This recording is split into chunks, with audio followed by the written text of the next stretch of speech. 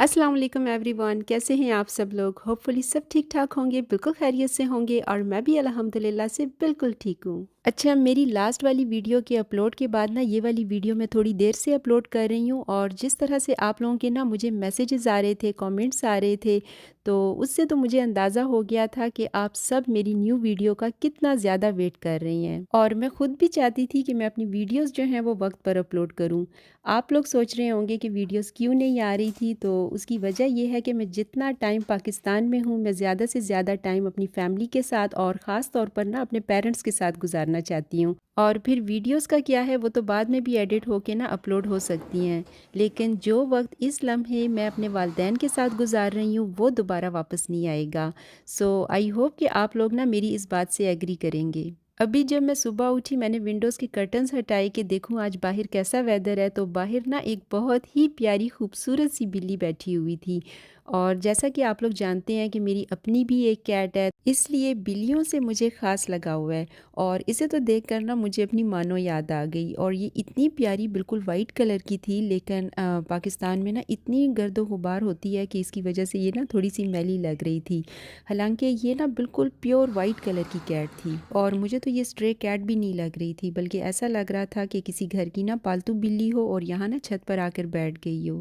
अच्छा, मेरी last video में आप लोगों ने मेरे अब्बू के लिए जो मोहब्बत, दुआ और खुलूस दिखाया ना, वो मेरे लिए अल्फाज में बयान करना मुश्किल है।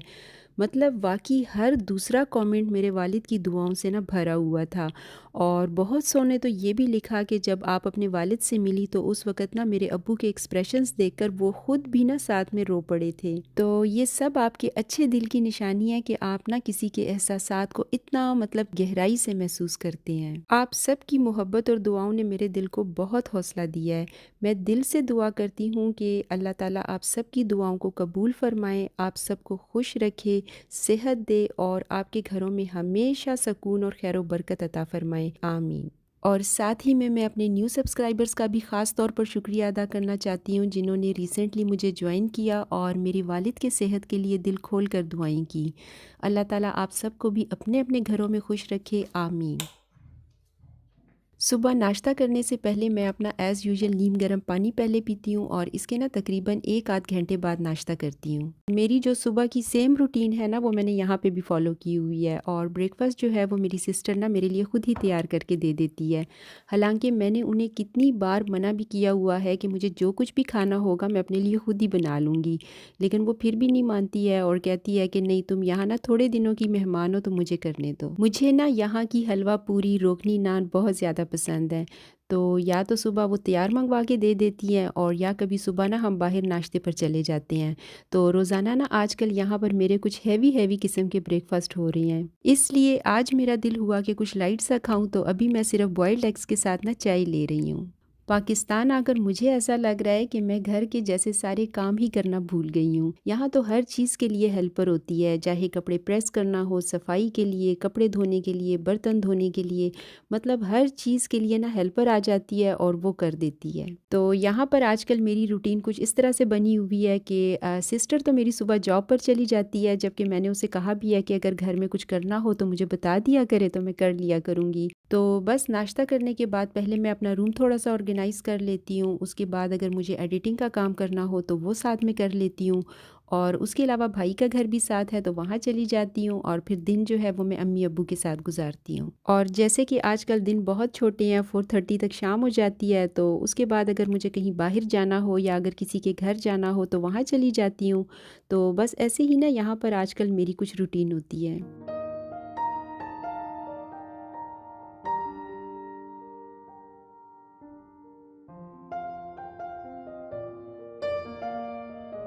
अच्छा, मैं जब से आई थी ना, घर में मीट टाइप डिशेस ही बन रही थी, मतलब कभी फ़िश, कभी चिकन, कभी गोश्त। और अगर हम कहीं बाहर लंच या डिनर पर भी जाते ना तो कुछ इसी किस्म के खाने ऑर्डर करते। अभी इस वक्त दोपहर का 1 बज रहा है और लंच टाइम भी था और बस थोड़ी देर में ना मेरी सिस्टर भी जॉब से आने वाली थी। तो मैंने सोचा कि चलो किचन में जाकर ना आज लंच के लिए थोड़ी सी मिक्स सब्ज़ी बना लेती हूँ। तो अभी मैं मिक्स सब्ज़ी बनाऊंगी, जिसमें मैंने लिए हैं मटर, गाजर, गोभी और थोड़े से ना मैं आलू भी साथ में ऐड करूंगी। और यहाँ के मटर तो कमाल के होते हैं, इतने फ्रेश और ग्रीन कलर के। और यूएसए में ना हम ज़्यादातर फ्रोज़न मटर लेते हैं, लेकिन यहाँ के मटर तो ऐसे लगते हैं जैसे अभी-अभी ना हम खेत से तोड़ कर लाई हों।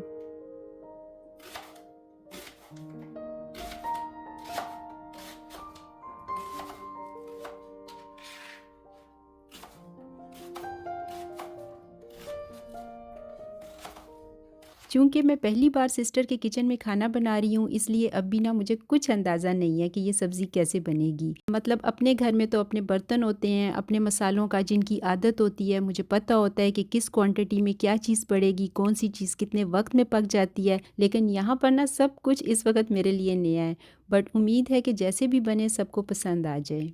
अच्छा, मेरी ट्रैवल वाली वीडियो पर ना बहुत सारे कमेंट्स आ रहे थे और कुछ का रिप्लाई तो मैंने उसी वक्त दे दिया था, लेकिन उसके बावजूद भी ना बहुत ज़्यादा कमेंट्स आ रहे थे कि एयरपोर्ट का जो लाउंज एक्सेस है ना उसे कैसे लिया जाता है। तो यहाँ पर मैं आप लोगों के साथ थोड़ी सी इन्फॉर्मेशन शेयर कर देती हूँ जो कि मुझे पता है।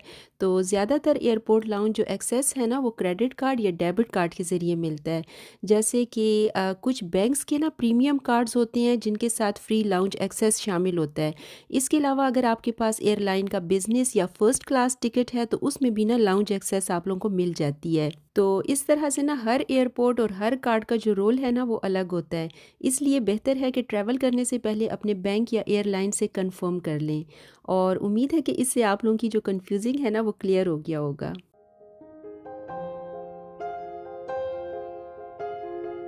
मैं जो भी वेजीज़ बनाती हूँ तो कोशिश करती हूँ कि जो मसालों का इस्तेमाल है ना उसे कम से कम रखूँ, या अगर डालूँ भी तो कम क्वांटिटी में उसे ऐड करूँ ताकि जो वेजिटेबल्स का असल टेस्ट या जो जायका होता है ना वो बरकरार रहे।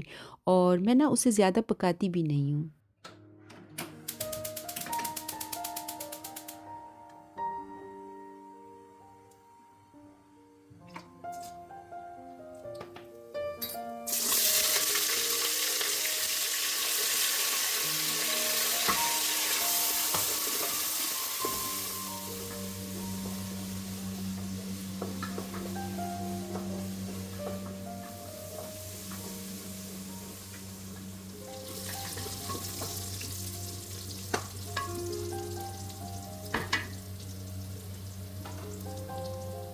तो सबसे पहले मैंने देचकी में ऑयल लिया था जिसमें मैंने थोड़ा-सा नमक ऐड किया था, और जब वो अच्छी तरह से ऑयल के साथ गरम हुआ तो फिर इसमें मैंने प्याज़ शामिल की, और जब प्याज़ का कलर हल्का सा चेंज हुआ तो फिर इसमें मैंने टमाटर शामिल किए। साथ में मैंने एक हरी मिर्च काट कर डाली थी, और मसालों में मैंने ज़ीरा, थोड़ी-सी हल्दी, कुटी हुई लाल मिर्च और ज़रा-सा वेजिटेबल मसाला ऐड किया था।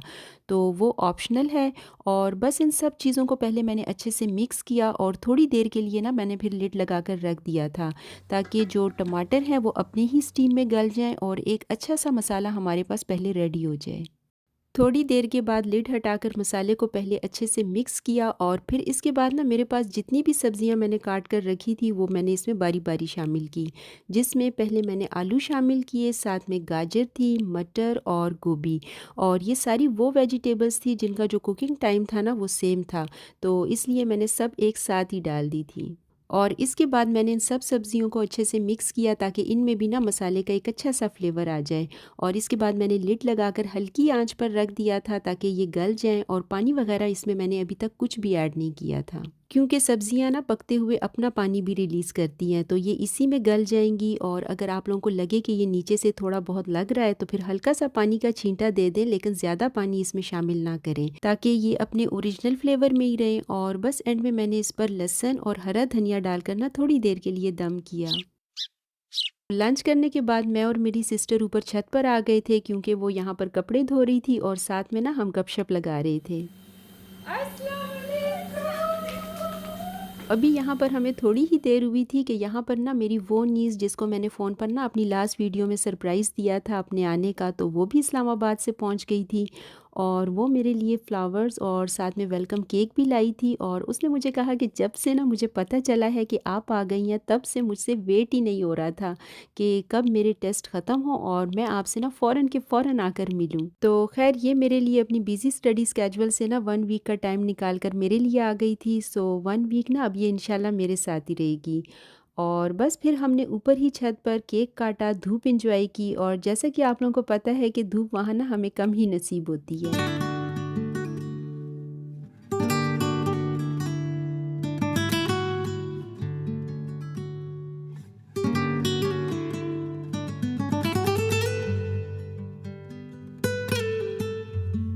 मैंने जिस रूम में स्टे किया हुआ है ना, ये मेरी इसी नीस का रूम है, तो अभी बस मैं नीचे आ गई थी कि इन फ्लावर्स को अरेंज करके रख लूँ। और उसके अलावा पाकिस्तान में मेरे दिन कैसे गुज़र रहे हैं, तो वो अल्हम्दुलिल्लाह से बहुत अच्छे से गुज़र रहे हैं। और आजकल चूँकि विंटर सीज़न है तो बहुत छोटे हैं, लेकिन फिर भी कोशिश करती हूँ कि सबके साथ अपना जो वक्त है वो अच्छे से यादों के साथ स्पेंड करूँ। और जितना हो सकता है, मतलब जितनी भी मेरी फ्रेंड्स हैं उनके साथ मिलूँ।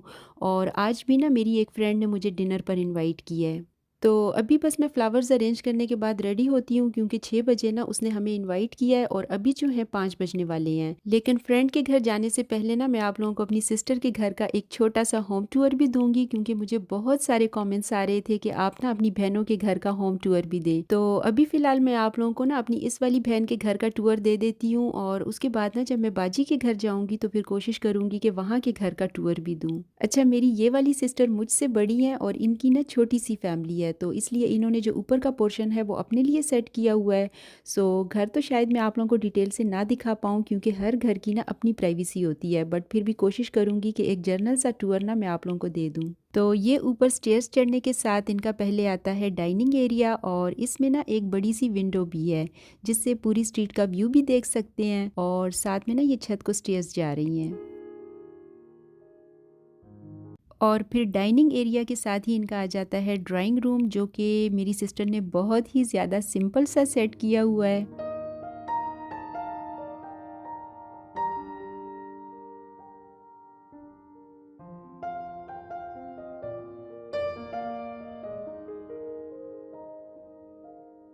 और ड्राइंग रूम के साथ ही ना ये गेस्ट के लिए अटैच बाथरूम भी है।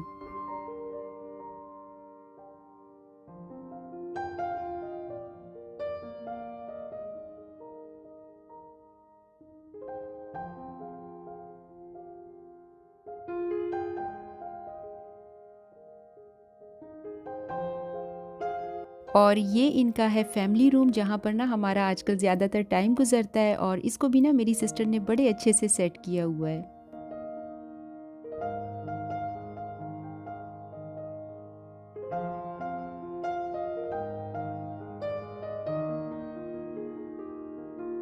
और ये साथ में वो रूम है जिसमें आजकल मैंने स्टे किया हुआ है, और सामने ये बेड पर मेरा लैपटॉप भी पड़ा हुआ है, जिस पर अभी ना मैंने कुछ ईमेल्स के रिप्लाईज़ भी दिए हैं और साथ में कुछ एडिटिंग का काम भी किया है। और ये इस रूम की विंडो है जिससे रोज़ सुबह आजकल ना मैं धूप एंजॉय कर रही हूँ। और ये नीचे मेरे कुछ बैग्स पड़े हुए हैं। साथ ही में इस रूम का ये अटैच बाथरूम है, और पाकिस्तान में तो ये फ़ायदा होता है कि हर रूम के साथ ना अटैच बाथरूम मिल जाता है। और यहाँ से निकलकर फैमिली रूम के साथ ही ये किचन है। किचन भी बहुत नीट एंड क्लीन और वेल ऑर्गेनाइज मेरी सिस्टर ने रखा हुआ है।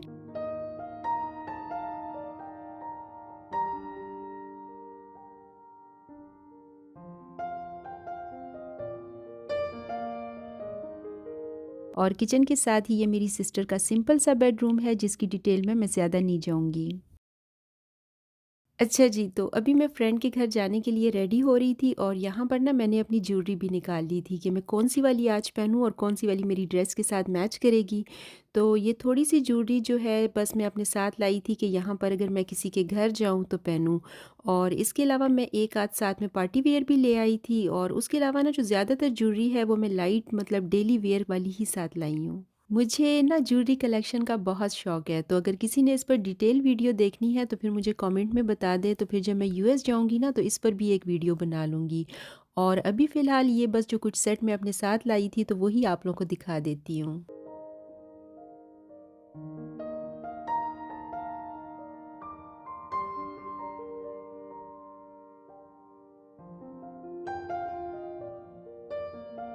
इसके अलावा मेकअप भी मैं बहुत लिमिटेड अपने साथ लाई थी, क्योंकि वहाँ से आते हुए गिफ्ट्स ही इतने ज़्यादा होते हैं कि अपनी चीज़ें रखने के लिए स्पेस ही बैग्स में नहीं बचती।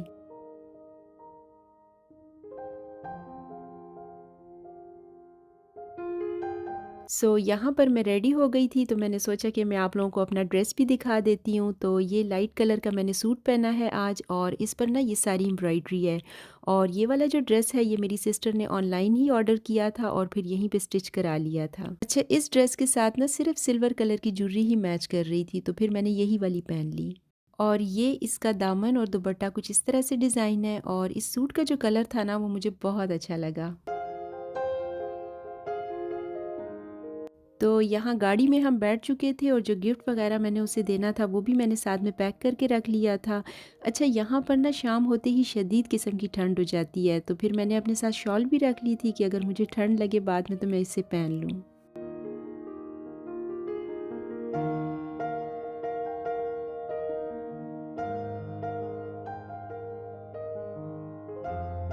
और बस यहाँ पर बहनोई ने हमें ड्रॉप किया और वो तो बस चले गए थे, लेकिन हमने यहाँ पर खूब गपशप लगाई, मिलकर डिनर एंजॉय किया और सारा खाना बहुत मज़े का था। तो बस ये थी आज की वीडियो। आई होप कि आप लोगों ने एंजॉय किया होगा। अपनी दुआओं में मेरे पेरेंट्स को मुझे याद रखना। मिलती हूँ आप लोगों से नेक्स्ट वीडियो में, तब तक के लिए अल्लाह हाफिज़।